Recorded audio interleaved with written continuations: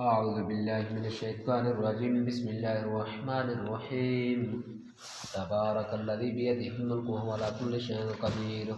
الذي خلق الموت والحياة ليبلوكم أيكم أحسن عملا وهو العزيز الغفور. الذي خلق سبع سماوات طباقا ما ترى في خلق الرحمن من تفاوت فارجع البصر هل ترى من فطور ثم ارجع البصر كرتين ينقلب إليك البصر خاسئا وهو حسير. ولقد زينا السماء الدنيا بمصابيح وجعلناها رجوما للشياطين وأعتدنا لهم عذاب السعير.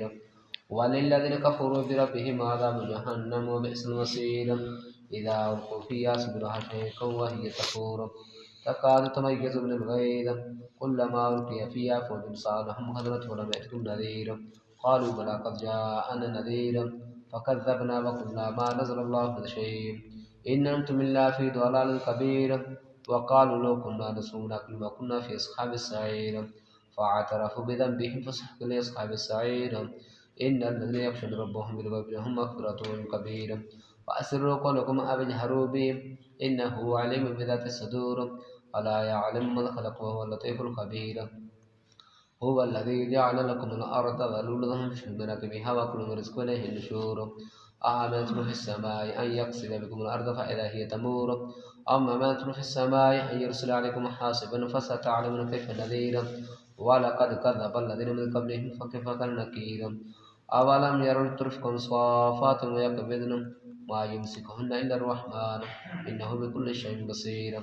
أمن هذا الذي هو جند لكم ينصركم من دون الرحمن إن الكافرون إلا في غرور. أمن هذا الذي يرزقكم من رزقا بل لجوا في عتو ونفور. أفمن يمشي مكبا على وجهه أمن يمشي سبيلا على صراط مستقيم.